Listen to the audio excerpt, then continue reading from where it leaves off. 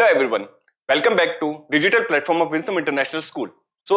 इससे पहले हमने क्या क्या देखा? हमने मोशन देखा, टाइप्स ऑफ मोशन देखा, और हमने ये देखा कितने टाइप के मोशन हो रहे हैं। जैसे सर्कुलर मोशन हो गया, आपका रोटेशनल मोशन हो गया, आपका पीरियोडिक मोशन हो गया। ऐसे करके हमने बहुत टाइप के मोशन को देखा।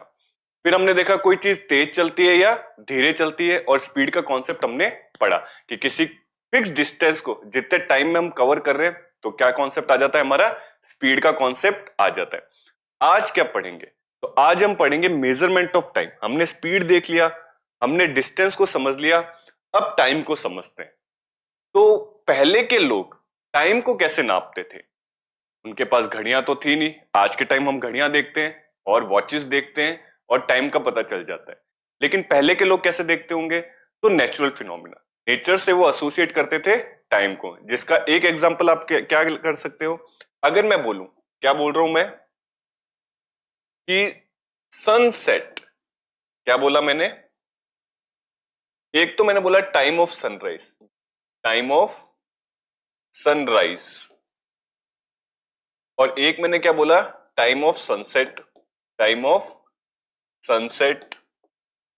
जब सूरज निकलता था और जब सूरज छिपता था, तो ये रोज होने लगा। एक पैटर्न उन्होंने ऑब्जर्व किया और इससे उन्होंने क्या एसोसिएट किया कि ऐसे खत्म हो रहा है हमारा दिन।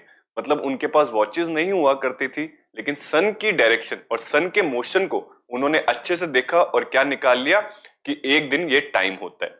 और कैसे बोल सकते हैं भाई, एक दिन का तो निकाल लिया, मंथ का कैसे निकालते थे लोग? तो न्यू मून, हम क्या बोलते थे? अगर मैं बोल रहा हूं new moon to full moon, new moon to full moon, इसका क्या मतलब हुआ? आपने ये चीज ऑब्जर्व करी होगी। क्या ऑब्जर्व करी होगी? कि अगर मून के डिफरेंट डिफरेंट शेप्स की बात करें, मून के किसकी बात करें अपन? शेप्स की बात करें, तो कभी वो क्या दिखता है? फुल दिखता है, फिर थोड़ा सा कम दिखता है, फिर और कम दिखता है, मतलब एक बार वो हाफ दिखता है और फिर एक दिन गायब हो जाता है। उसके बाद वापस से छोटा सा दिखता है, फिर और बड़ा होता है, और बड़ा होता है, ऐसे करके एक रिपीटेशन चलता है। तो इस रिपीटेशन से उन्होंने क्या अंदाजा लगाया कि एक मंथ खत्म हो रहा है। मतलब एक मंथ को उन्होंने कैसे बांटा? एक सन के सॉरी एक मून के डिफरेंट डिफरेंट फेजेस से, कि कब वो पूरा हो रहा है और धीरे धीरे धीरे खत्म हुआ, फिर वापस छोटा होके वो वापस क्या हुआ? बड़ा। तो पूरा जब फेज आया, स्टार्ट से खत्म तक, खत्म से वापस स्टार्ट तक, तो इसको उन्होंने किस में एसोसिएट किया?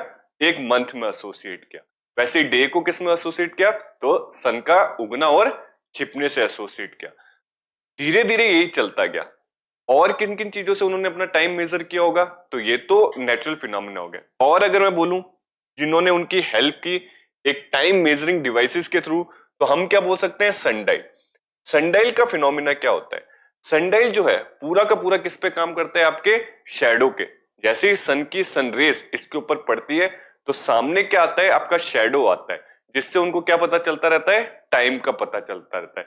तो सन डायल, सन से जैसे हमको पता चल रहा है कि सन की रेस से, शैडोज की मदद से हम टाइम का पता कर लेते हैं। और क्या हो सकता है? ये आपके साथ में एग्जांपल है, ये आपके जयपुर में एक है जिसको अपन क्या बोलते हैं? जंतर मंतर। जयपुर में जंतर मंतर, ठीक है। एक पूरा का पूरा एग्जांपल है किसका? सन डायल का, जो एक महाराजा ने बना के दिया था। ये भी क्या है? आपका सन डायल है, जिसपे ऐसे क्या लिखे हुए होते हैं? नंबर्स लिखे हुए होते हैं। और कौन कौन से मेजरिंग डिवाइसेस है? एक क्या हो गया फिर आपका? Water clock. एक तो सनडाइल हो गया जिससे मैं टाइम को नाप सकता हूं, एक हो गया वाटर क्लॉक। वाटर क्लॉक कैसे काम करता है आपका? दो तरीके से, या तो आप इसको बोल लो, आपके क्या करते हैं, इसमें पूरा का पूरा पानी भरा हुआ होता है और ड्रॉप वाइज ड्रॉप वो क्या होता है? कंटेनर में चलता रहता है। जैसे जैसे पानी यहाँ खत्म होता रहता है तो हमें टाइम का पता चलता रहता है कि कितना टाइम निकल गया और रिमेनिंग वाटर कितना बचा है। यहां से भी ले सकते हो, ये आपकी एक बुक का एग्जांपल है वाटर क्लॉक का। एक बड़े से कंटेनर में हम एक छोटा सा कंटेनर रखते हैं, जिसमें एक छोटा सा क्या करते हैं? हम होल करते हैं। जैसे वो उस कंटेनर के ऊपर आता है, धीरे धीरे उसके अंदर पानी भरता रहता है। जैसे वो पूरा कंप्लीट फिल हो जाता है, हम उसका पानी निकाल देते हैं। ऐसे हम क्या करते हैं? टाइम को एसोसिएट करते हैं। जैसे जैसे वो फिल होता है, हम एक टाइम को कैटेगराइज करते रहते हैं। और क्या होता है आपका? Sand clock. सैंड क्लॉक कैसे काम करता है? सैंड की मदद से पूरा हम करते हैं कंप्लीट सैंड, धीरे धीरे धीरे वो क्या करता है नीचे वाले कंटेनर में भरता रहता है। जैसे ही कंप्लीटली नीचे चला जाता है हम इसको वापस अपोजिट कर देते हैं और वापस ये क्या होता है स्टार्ट हो जाता है। तो ये कुछ मेजरिंग डिवाइसेस थे, किसको मेजर करने वाले, टाइम को, क्योंकि हर बार तो अपन मून से या फिर सन से नहीं देख सकते, हमें और भी चीजें हेल्प करती है। और क्या क्या हो गया भाई, मैंने आपको सैंड क्लॉक भी बता दिया, it uses sand to measure time. Sand clock किसको यूज करते हैं, सैंड को यूज करते हैं। वैसे water clock it uses water to measure time, हम वाटर की मदद से कैसे टाइम को मेजर करते हैं ये कौन बताता है हमें, वाटर क्लॉक बताता है। क्या और डिवाइस होते हैं, तो हाँ सर और डिवाइस होते हैं। पेंडुलम क्लॉक, पेंडुलम क्लॉक क्या होती है, आपने पहले देखी होगी अपने घरों में एक पेंडुलम ऐसे चलता रहता है घड़ी में, है ना, और उसी पे क्या डिपेंड करता है आपका, टाइम डिपेंड करता है। तो पेंडुलम क्लॉक किस पे काम करती है, पीरियोडिक मोशन पे काम करती है, फिक्स पैटर्न पे वो चीज चलती थी। पीरियोडिक मोशन मतलब क्या होता है, जो अपने आप को रिपीट करता रहता है। और क्या होगी, क्वार्ट्ज क्लॉक, जो आज की घड़ियां, आज की घड़ियां किससे चलती है, जो आज की वॉचेस होती है, जैसे मैंने भी अपने हैंड में एक पेन रखी है, तो क्वार्ट्ज होती है जो इलेक्ट्रिक सर्किट पे काम करती है, आपके अंदर बैटरीज होती है पूरा का पूरा आज का, और ये सबसे ज्यादा एक्यूरेट टाइम हमको देती है, और ये आज की क्या है मॉडर्न क्लॉक्स है। तो हमने क्या क्या देखा सर, हमने पहले तो देखा टाइम को पहले नेचुरल फिनोमिना से एसोसिएट करते थे, धीरे धीरे हमने डिवाइसेस बनाने लग गए जो हमें टाइम बताता है। उन डिवाइसेस के क्या नाम है, हमने सनडायल देख लिया जो सनरेज या शैडो पे डिपेंड करता है, हमने सैंड क्लॉक देख लिया जो सैंड पे डिपेंड करता है, हमने वाटर क्लॉक देख लिया जो वाटर पे डिपेंड करता है, और हमने पेंडुलम क्लॉक देख लिया जो किस पे डिपेंड कर रहा है, पेंडुलम के, और क्वार्ट्ज क्लॉक भी देख लिया जो इलेक्ट्रिक सर्किट पे डिपेंड करता है। और कोई चीज हम देख सकते हैं, तो आइए देखते हैं धीरे धीरे। अगर मैं बात कर रहा हूं, क्या बोल रहा हूं, क्लॉक्स और watches are perhaps the most common time measuring device. आज के टाइम पे जो हम सबसे ज्यादा यूज कर रहे हैं वो क्या यूज कर रहे हैं, क्लॉक्स। कौन सी क्लॉक्स, ये वाली, ठीक है ना, हम सनडाइल्स का इतना यूज करते हैं ना हम वाटर क्लॉक्स का यूज करते हैं, ऐसा भी हम कुछ यूज नहीं कर रहे। क्या यूज कर रहे हैं, ज्यादातर हम क्लॉक्स ही यूज कर रहे हैं। जो क्लॉक्स होती है, अगर मैं किसकी बात कर रहा हूं, क्लॉक्स की बात कर रहा हूं, जो क्लॉक्स काम करती है वो किस पे काम करती है, आपके पीरियोडिक मोशन पे काम करती है, पीरियोडिक मोशन पे काम करती है। अब सर पीरियोडिक मोशन क्या होता है, अगर एक ऑब्जेक्ट बोलूं, इस ऑब्जेक्ट की ये क्या है, मीन पोजीशन है, इस ऑब्जेक्ट की ये क्या है आपकी मीन पोजीशन। मीन पोजीशन मतलब अभी जहां पर ये रखा हुआ है, अगर ये सेम इतना आगे जाए, कहां पर जाए, यहां पर, और वापस इधर आ जाए, फिर उतना ही यहां पर जाए और वापस क्या आ जाए, इधर आ जाए, तो इस टाइप का जो मोशन होता है इसको हम क्या बोलते हैं, पीरियोडिक मोशन। अगर मेरे हाथ को देखो, एक बार ये इधर जा रहा है, एक बार ये इधर आ रहा है, एक बार इधर जा रहा है और एक बार कहां आ रहा है, वापस से इधर आ रहा है, तो ये क्या एक पीरियोडिक मोशन है जो फिक्स टाइम बाद अपने आप को क्या करता है, रिपीट करता है, ये ऐसे ही चलता रहेगा, ठीक है। तो इसी मोशन पे कौन काम करता है, आपका क्लॉक्स काम करते हैं। अगर मैं इसको बोलूं तो ये आपका ऐसे और ऐसे चलता रहता है, इसी मोशन को हम क्या बोलते हैं, पीरियोडिक मोशन बोलते हैं, जिसपे हमारी पूरी की पूरी क्लॉक्स का कॉन्सेप्ट होता है डिपेंड। आगे चलते हैं, सिंपल पेंडुलम। अब सर सिंपल पेंडुलम क्या होता है, हमने पीरियोडिक मोशन तो देख लिया, अगर मैं एक स्टिक्स या किसी भी जगह एक सिंपल रस्सी से एक बॉब को बांध दूं, इसको मैं क्या बोल रहा हूं, बॉब, ये क्या होता है मेरा बॉब, बीओ बी बॉब। इसको बोलते हैं स्ट्रिंग, इसको क्या बोलते हैं, स्ट्रिंग। ये जो रस्सी है इसको हम क्या बोलते हैं, स्ट्रिंग। तो इस बॉब को जब मैं एक एक्सट्रीम पोजीशन तक लाता हूं, कहां तक लाता हूं मैं, यहां से लेके इधर तक लाया और मैंने छोड़ दिया, मैंने क्या किया, एक स्ट्रिंग पे एक बॉब लटका हुआ था, इसको एक्सट्रीम पोजीशन तक लाया और छोड़ दिया, तो मैं क्या देखूंगा, कुछ टाइम बाद इसका ऐसा मोशन, ये यहां तक जाएगा, फिर यहां तक आएगा, फिर यहां आएगा, फिर यहां तक जाएगा, यहां आएगा, इस टाइप का मोशन करता रहता है, जिसको मैं क्या बोलता हूं, पीरियोडिक मोशन। तो इसमें क्या होता है, एक आपकी एक्सट्रीम पोजीशन होती है, अगर मैं यहां पर इस डायग्राम को क्रिएट करूं, तो ये मेरा क्या हो गया, एक स्टैंड हो गया, ये क्या होगी, स्प्रिंग होगी, और ये क्या हो गया, बॉब हो गया। एक बार तो ये इधर जाएगा, एक बार तो कहां जाएगा, इधर जाएगा, और एक बार कहां आएगा, इधर आएगा। मतलब ये किस टाइप का मोशन कर रहा है, इस टाइप का। ये इधर गया और वापस इधर आया, फिर इधर गया और फिर क्या आ गया, इधर आ गया, जिसकी ये क्या थी, आपकी मीन पोजीशन। ये क्या है, आपकी मीन पोजीशन। और इनको बोलते हैं एक्सट्रीम पोजीशन। इनको क्या बोलते हैं हम, एक्सट्रीम पोजीशंस। और इसको भी हम क्या बोलते हैं, extreme position.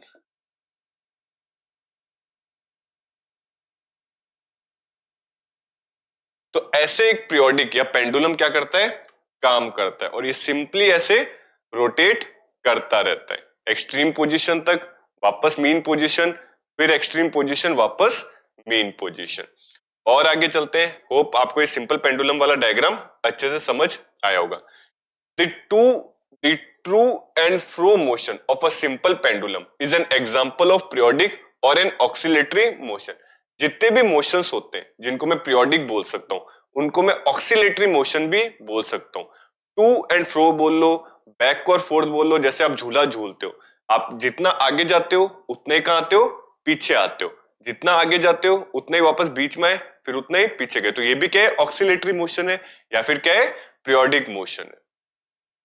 The pendulum completes one oscillation when its bob moves from one extreme position A to the other extreme position B and comes back to A. अगर मेरा पेंडुलम है, अगर मेरा क्या है, पेंडुलम है, ये क्या हो गया, मेरा स्ट्रिंग हो गई, और ये मेरा हो गया बॉब। लेट्स से उसकी एक एक्सट्रीम पोजीशन यहां तक है, जिसको मैं क्या बोल रहा हूं, पॉइंट ए। मैंने क्या बोला, ये इसकी एक एक्सट्रीम पोजीशन है। दूसरी ये होगी उसकी मीन पोजीशन, ये क्या होगी, उसकी मीन पोजीशन। और ये वापस से होगी उसकी एक्सट्रीम पोजीशन इस साइड में। यहां तक भी वो क्या जा रहा है, इधर तक जा रहा है, जिसको मैं क्या बोल रहा हूं, पॉइंट बी बोल रहा हूं। अब वापस हम देखते हैं, क्या देखते हैं कि ये जो बॉब है अभी मीन पोजीशन पे, पहले वो इधर गया, फिर वापस इधर आया, फिर वापस इधर गया, और फिर वापस क्या है, इधर आया। तो जब ये एक बार इधर गया और एक बार इधर आया, वापस बीच में आया, जब इसने ये एक कंप्लीट साइकिल पूरा कर लिया, तो इसको हम क्या बोलते हैं, इस बॉब ने अपना एक ऑक्सीलेशन कंप्लीट कर लिया। होप ये आपको समझ आया होगा। The time taken by the pendulum to complete one oscillation it's called is time period. जितना टाइम उसको लग रहा है इस एक ऑक्सीलेशन को कंप्लीट करने में, लेट से यहां तक जा रहा है, जा रहा है, जा रहा है, कुछ टाइम लगा, वापस आ रहा है, आ रहा है, आ रहा है, कुछ टाइम लगा, वापस जा रहा है, जा रहा है, जा रहा है, कुछ टाइम लगा, वापस यहां तक आया, मतलब एक ऑक्सीलेशन कंप्लीट हो गया, तो कुछ ना कुछ टाइम लगा होगा। तो उस टाइम को हम क्या बोलते हैं, टाइम पीरियड। जब एक बॉब एक ऑक्सीलेशन को कंप्लीट करने में जितना भी टाइम लेता है, उसी को हम उसको क्या बोल देते हैं, time period. Units of time and speed.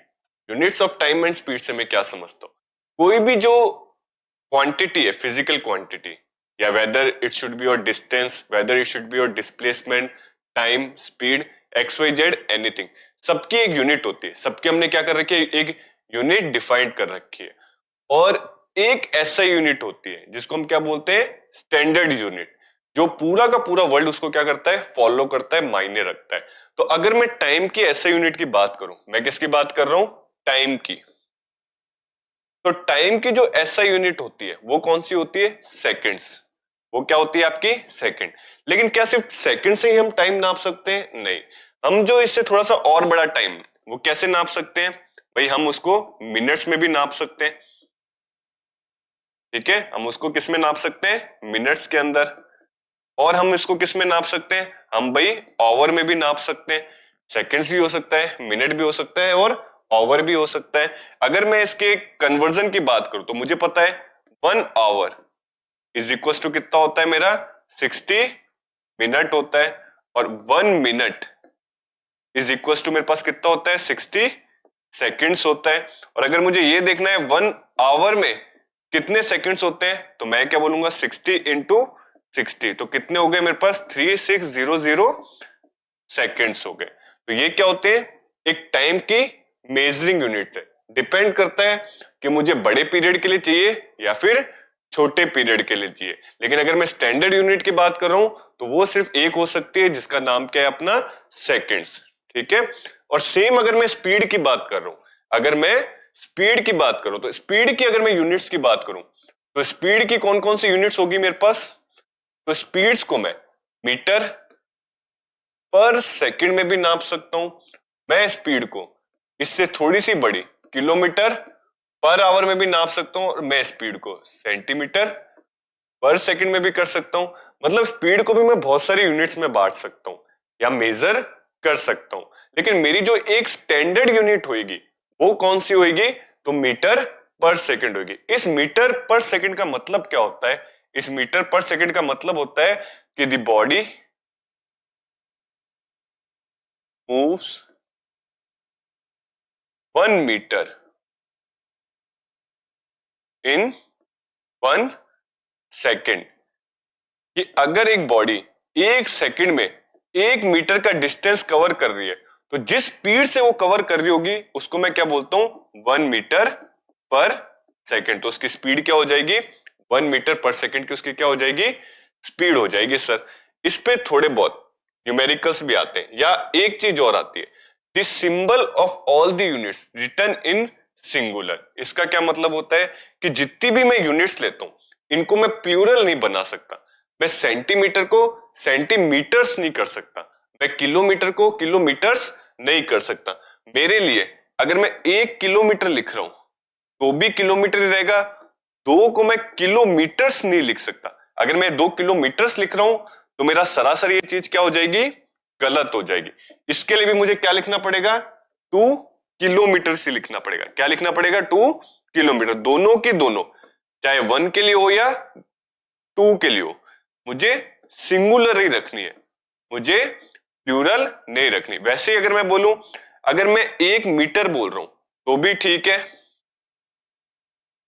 और 2 मीटर के लिए भी मुझे एस नहीं लगाना। अगर मैंने मीटर्स कर दिया तो मीटर्स मेरा क्या हो जाएगा, गलत हो जाएगा। मुझे इसकी जगह क्या प्रेफर करना है, 2 मीटर ही करना है। मतलब सिंगुलर ही होनी चाहिए। क्या होनी चाहिए मेरी यूनिट्स, सिंगुलर, प्लूरल नहीं होनी चाहिए। और तीसरे पॉइंट मेरा क्या बोलता है, different units of time are used depending on the need. अब इतनी सारी यूनिट्स है तो सवाल उठता है मैं कौन सी unit day to day life में यूज करूं। तो ये बेसिकली मेरी नीड पे काम करता है।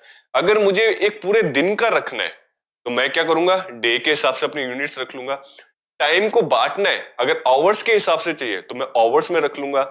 मिनट या सेकंड्स, एकदम ही छोटी यूनिट नापनी है तो मैं सेकंड्स में नापना ज्यादा प्रिफेर करूंगा। तो जैसी मेरी नीड है वैसे मैं क्या करूंगा, एक यूनिट का यूज करूंगा। अगर मैं आपसे क्या पूछूं कि आपकी एज कितनी है, या अगर मैं आपसे पूछूं कि एक दिन में आपने कितनी पढ़ाई करी, तो आप क्या बोलोगे, 2 आवर्स या 3 आवर्स। इसको आप किस में बताना चाहोगे, आवर्स के अंदर बताना चाहोगे। लेकिन सेम चीज अगर आप सेकंड्स में बोलोगे, मतलब सोचो कैसा लगेगा। कोई बोल रहा है मैंने 1 घंटा पढ़ाई करी, और कोई बोल रहा है मैंने 3600 सेकंड्स पढ़ाई करी। बोलने को दोनों बच्चों की बात ही सही है, 1 आवर वाली बात भी सही है और 3600 सेकंड्स वाली बात भी सही है। लेकिन मैं प्रिफेर क्या करूंगा, मैं 1 आवर वाली प्रिफेर करूंगा, क्योंकि मुझे वो ज्यादा सुटेबल लग रही है। मेरी नीड क्या है, बड़े टाइम की है, तो मैं बड़ी यूनिट ही उसको यूज करूंगा। मैं हर जगह सेकंड्स यूज करना जरूरी नहीं समझूंगा। तो इससे मैंने 3 बातें समझी। पहली क्या बात समझी कि कोई भी फिजिकल यूनिट होती है उसकी यूनिट्स जरूरी है, उसको समझना जरूरी है, उसमें मेजरमेंट्स और कैलकुलेशंस करना जरूरी है।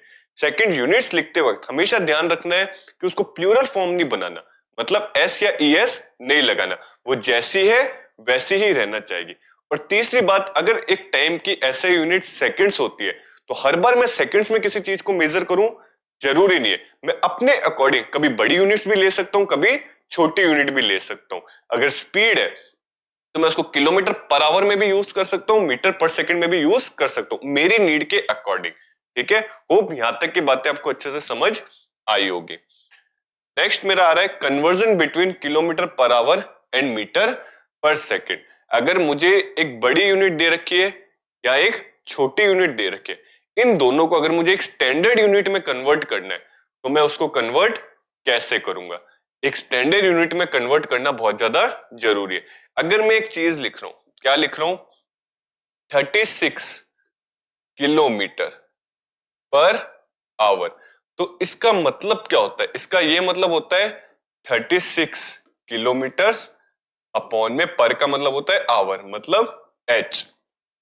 इसको अगर मुझे मीटर पर सेकंड में कन्वर्ट करना है, मतलब क्या कि 36 को मुझे किलोमीटर में मीटर में कन्वर्ट करना पड़ेगा, और 1 आवर को मुझे किस में कन्वर्ट करना पड़ेगा? सेकंड में। मैंने अभी अभी बताया था कि 1 kilometre is equals to 1000 metre. तो 36 किलोमीटर कितने हो जाएंगे? 36000। या आप ऐसे भी बोल सकते हो 36 इंटू 1000 मीटर। और इसी को जब मैं डिवाइड करूंगा सेकंड्स में, मतलब आवर से, बट मुझे किस में कन्वर्ट करना है? सेकंड में। तो मुझे पता है 1 घंटे में 60 मिनट्स होते हैं और 1 मिनट में 60 सेकंड्स होते हैं। तो सबसे पहले मुझे 1 आवर को मिनट में कन्वर्ट करना पड़ेगा। तो इसको मैं क्या बोलूंगा? 60 मिनट। लेकिन मिनट मुझे थोड़ा चाहिए, मुझे तो क्या चाहिए? सेकंड चाहिए। तो 1 मिनट में 60 सेकंड्स होते हैं, तो 60 मिनट्स में भी कितने होंगे? आप क्या लिखोगे? 60 सेकंड्स। तो ये क्या आ गया मेरा? कन्वर्जन। इसको जैसे ही आप सॉल्व करोगे, इसको सॉल्व करने पर पास आंसर कितना आ रहा है? 0 से 0, 0 से 0, और 6 6 कितना हो गया मेरा? 36 हो गया भाई। 6 6 36, और इस 6 से मेरा 6 कट गया। तो मेरे पास जो स्पीड आएगी वो कितनी आएगी? 10 मीटर पर सेकंड की स्पीड आएगी। इसको मैंने किलोमीटर पर आवर को किस में कन्वर्ट कर लिया? Metre per second. Indirect way में क्या बोल सकता हूं मैं कि जो मेरा 36 किलोमीटर पर आवर है, यही आगे चल के क्या बन सकता है? 10 मीटर पर सेकंड मेरा बन सकता है। लेकिन अगर मुझे मीटर पर सेकंड को किलोमीटर पर आवर में कन्वर्ट करना है, तो मैं क्या करूंगा सर? तो इस केस में मुझे क्या करना पड़ता है? डिवाइड। कैसे डिवाइड करना पड़ेगा? मुझे पता है कि 1 किलोमीटर में क्या होता है? 1000 मीटर होता है। इसको मैं ऐसे भी तो लिख सकता हूं कि जो मेरा 1000 मीटर है वो है 1 किलोमीटर के बराबर। तो 1 मीटर मेरा कितना हो जाएगा? 1 अपॉन में 1000 किलोमीटर। 1 मीटर में मेरा कितना होता है? 1 अपॉन में 1000 किलोमीटर। तो अगर मैं ये पूछ रहा हूं कि 10 मीटर में कितना किलोमीटर होगा, तो मैं क्या बोलूंगा कि 10 मीटर बराबर 1/1000 इंटू 10। 1/1000 इंटू 10 क्या हो गया? किलोमीटर हो गया। इसको काट लो तो क्या आ गया आपके पास? 1/100 किलोमीटर। एक चीज तो ये आ गई, मतलब इस मीटर को मैंने किस में कन्वर्ट कर दिया? किलोमीटर में। वैसे इस सेकंड को अगर मुझे आवर में कन्वर्ट करना है, तो मैं क्या बोलूंगा कि 1 सेकंड अपॉन में कितना हो जाएगा? 60 इंटू 60। तो ये किस में कन्वर्ट हो गया? आवर में कन्वर्ट हो गया। मतलब कि अगर मुझे 36 किलोमीटर पर आवर से मीटर पर सेकंड में जाना पड़ता है, तो सिंपली मल्टीप्लाई करना पड़ता है, और मीटर पर सेकंड से किलोमीटर पर आवर में आना पड़ता है, तो मुझे क्या करना पड़ता है? डिवाइड करना पड़ता है। इसको एक एग्जांपल से और समझते हैं। 2 एग्जांपल लेते हैं। अगर मुझे ये देखना है, मुझे क्या देखना है कि मैं 50 मीटर पर सेकंड को इसमें कन्वर्ट करना चाह रहा हूं किलोमीटर पर आवर में, तो कितना होगा? क्योंकि छोटी यूनिट से मैं बड़ी यूनिट में जा रहा हूं, तो मुझे क्या करना पड़ेगा? डिवाइड करना पड़ेगा। कैसे डिवाइड करूंगा मैं? सबसे पहले मेरा काम है इस 50 मीटर को कन्वर्ट करना। किसमें? किलोमीटर में। तो सिंपली मैंने 1000 डिवाइड कर दिया। क्या डिवाइड कर दिया? 1000। तो ये मीटर किस में कन्वर्ट हो गया? किलोमीटर में कन्वर्ट हो गया। अब जो सेकंड है, अब जो मेरा क्या है? ये सेकंड है। इसको भी मुझे क्या किस में डिवाइड करना पड़ेगा? 60/60 से डिवाइड करना पड़ेगा। किससे डिवाइड करना पड़ेगा? 60/60 से। तो जैसे ही दोनों चीजें क्या हो जाएगी? आपकी डिवाइड हो जाएगी, तो यही किस में कन्वर्ट हो जाएगा? किलोमीटर पर आवर में कन्वर्ट हो जाएगा। और देख लेते हैं थोड़ा बहुत। जैसे कि मुझे 50 किलोमीटर पर आवर को कन्वर्ट करना है मीटर पर सेकंड में, तो क्या होगा सर आपका? तो मैं क्या बोलूंगा? 50 इंटू किलोमीटर, तो मीटर में कितना हो गया? 1000। वैसे ही आवर सेकंड में कितना हो जाएगा? 60 इंटू 60। जैसे आप इसको कैलकुलेट कर लोगे तो आपका आंसर किस में आ जाएगा, मीटर पर सेकंड में आपका क्या आ जाएगा, आंसर आ जाएगा। इसमें कुछ थोड़े बहुत न्यूमेरिकल्स भी आते हैं। कैसे न्यूमेरिकल्स आते हैं, आपको एक फॉर्मूला देता है, स्पीड बराबर हमने पढ़ा था क्या होता है, डिस्टेंस अपॉन में टाइम। तो इसमें कोई भी दो वैल्यूज दे देगा, वो स्पीड बोल देगा और डिस्टेंस देके क्या पूछ सकता है आपसे, टाइम की वैल्यू भी पूछ सकता है, या टाइम और डिस्टेंस देके आपसे स्पीड की वैल्यू पूछ सकता है। मतलब तीन क्वांटिटी दे रखी है मुझे, कौन कौन सी, स्पीड, डिस्टेंस, टाइम। इनमें से कोई भी दो देके तीसरी वो पूछ सकता है, तीसरी वो पूछ सकता है। अब कोई भी दो हो सकती है, ऐसे जरूरी नहीं कोई एक हो। तो एक और एग्जांपल देखते हैं। अगर मैं एक छोटा सा क्वेश्चन लूं, क्या क्वेश्चन लूं मैं, इफ द बॉडी और object moves with the speed of 50 meter per second, then what is the distance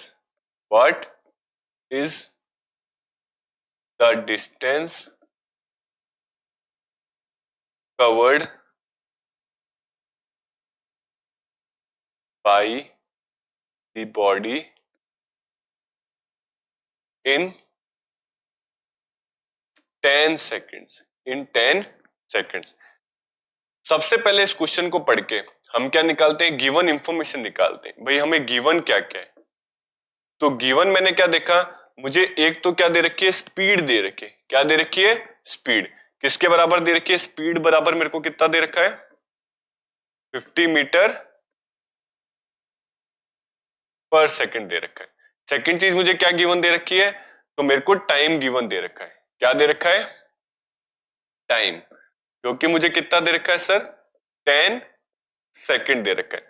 और पूछ क्या रहा है मेरे से, आस्क क्या कर रहा है, डिस्टेंस के बारे में आस्क कर रहा है। किसके बारे में आस्क कर रहा है, वो डिस्टेंस। तो यहां से मुझे अपना फॉर्मूला पता है। फॉर्मूला क्या होता है कि स्पीड बराबर डिस्टेंस अपॉन में टाइम। और अगर डिस्टेंस मेरे पास नहीं है लेकिन स्पीड मेरे पास है, जो कि कितनी है मेरे पास, 50 है। डिस्टेंस को क्या मान लेते हैं, एक बार x मान लेते हैं। और टाइम मुझे कितना दे रखा है, 10।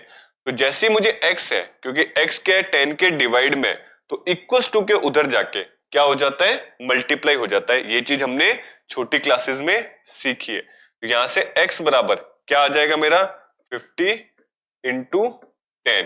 तो यहां से x बराबर मेरा कितना आ गया, 500 आ गया मीटर। तो यही मेरा क्या हो गया, डिस्टेंस। कि अगर मेरी कार या बॉडी 50 मीटर पर सेकंड से चल रही है और 10 सेकंड तक लगातार चलती रहे, तो इन 10 सेकंड्स में कवर करने वाला डिस्टेंस मेरा कितना हो गया, 500 मीटर हो गया। इस न्यूमेरिकल में हमने क्या देखा कि मुझे स्पीड दे रखा था, टाइम दे रखा था और डिस्टेंस वो पूछ रहा था।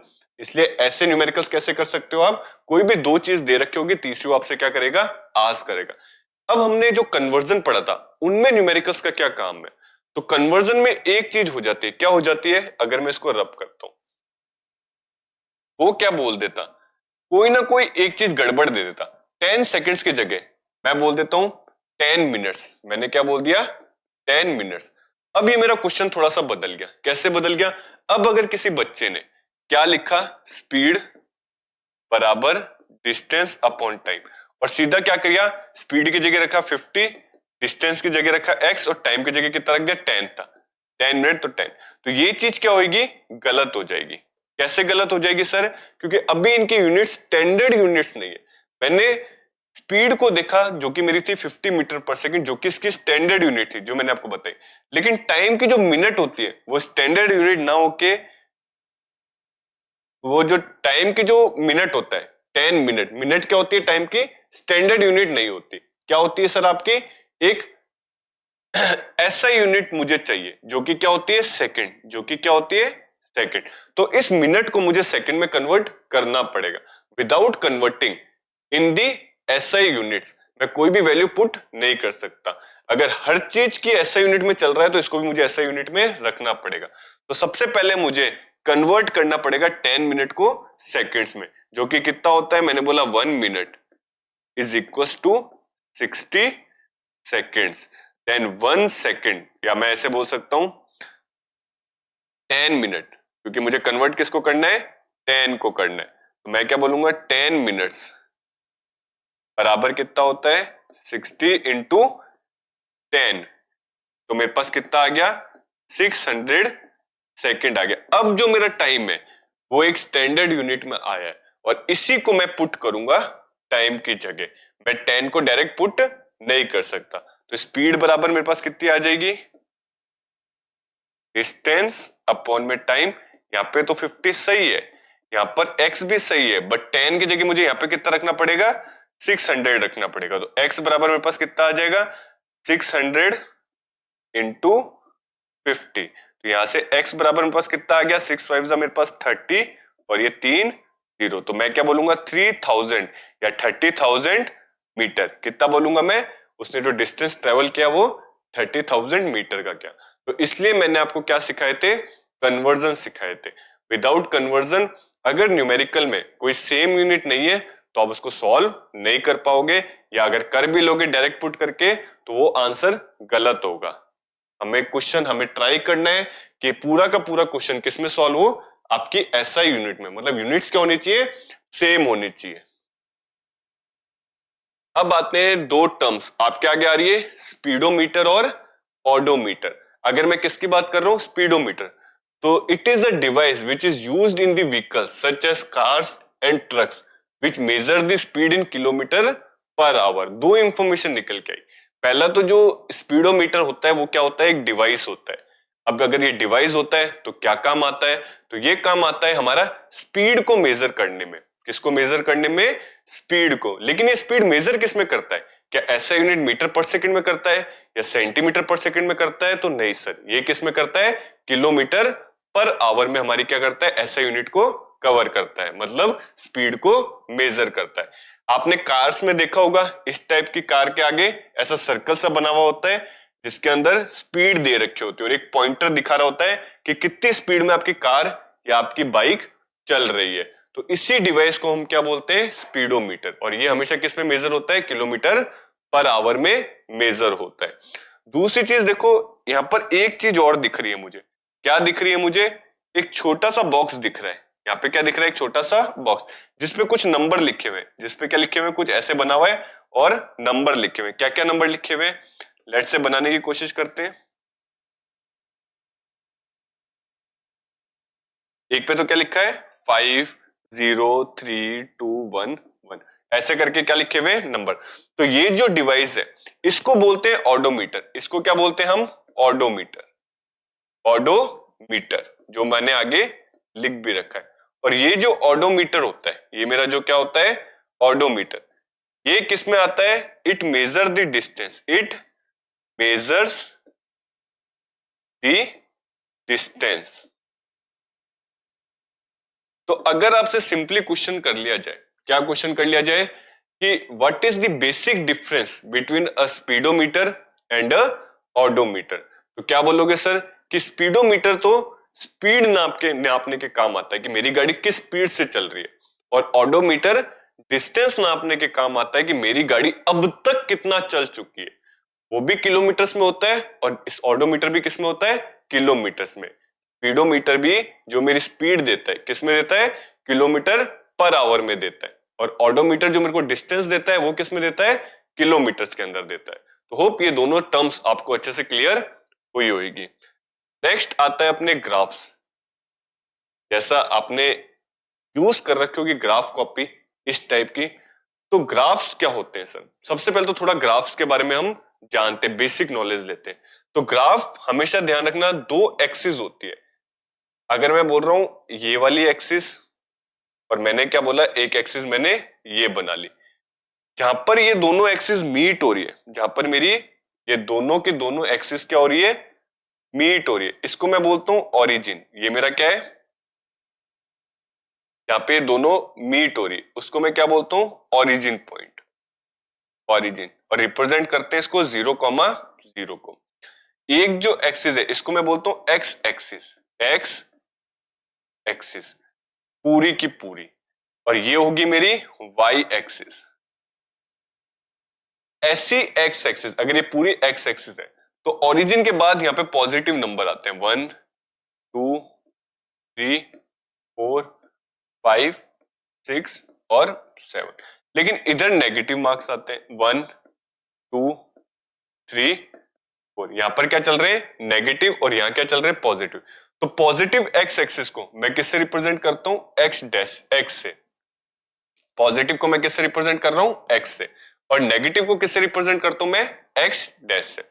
वैसे अगर मैं y की बात करूं तो y में क्या चल रहे हैं, यहां तो चल रहे हैं 1 2 3 4 पॉजिटिव वाले, जिसको मैं क्या रिप्रेजेंट कर देता हूं y से, और नेगेटिव वालों को -1 -2 -3 -4 -5, इसको मैं क्या रिप्रेजेंट करता हूं y डैश से। तो ये क्या होते हैं मेरे ग्राफ होते हैं। और क्या क्या याद रखना है, ये जो ग्राफ होता है इसमें 4 क्वाड्रेंट मिलते हैं, इसको मैं बोलता हूं फर्स्ट क्वाड्रेंट, इसको क्या बोलता हूं मैं सेकंड क्वाड्रेंट, इसको क्या बोलता हूं मैं थर्ड क्वाड्रेंट, और इसको मैं क्या बोलता हूं फोर्थ क्वाड्रेंट। और जो पॉइंट निकल के आते हैं, ये वाले जो पॉइंट है ये होते हैं इसके कोऑर्डिनेट्स, इनको क्या बोलते हैं हम कोऑर्डिनेट्स, कोऑर्डिनेट्स। और ये जो कोऑर्डिनेट्स होते हैं इन सबको रिप्रेजेंट करने का क्या होता है तरीका होता है। जैसे अगर मैं ले रहा हूं मेरी वाई एक्सिस, क्या ले रहा हूं मेरी, मैं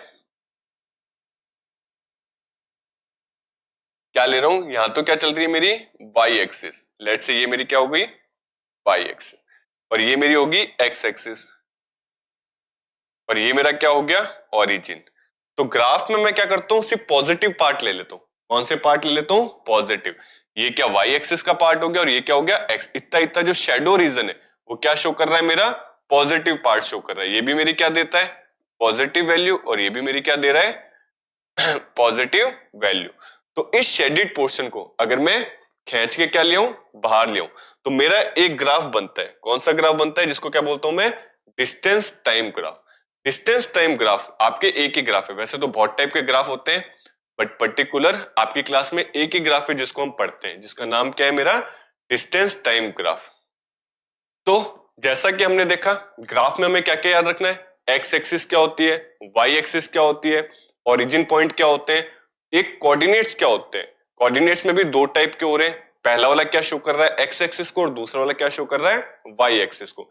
इन कोऑर्डिनेट्स को हम आने वाली क्लासेस में और अच्छे से समझेंगे, आने वाली क्लासेस में हम अच्छे से ग्राफ्स को देखेंगे, और आपका जो एक ग्राफ है जिसका नाम क्या है डिस्टेंस टाइम ग्राफ, उसको भी अच्छे से पढ़ेंगे, जो कि आपके चैप्टर का क्या है लास्ट टॉपिक है। तब तक मैं सबसे आशा करता हूं कि आप घर में इन सारे टॉपिक्स को जो मैंने पढ़ाए उनको क्या करोगे रिवाइज करोगे। तब तक के लिए keep learning and keep growing. Thank you.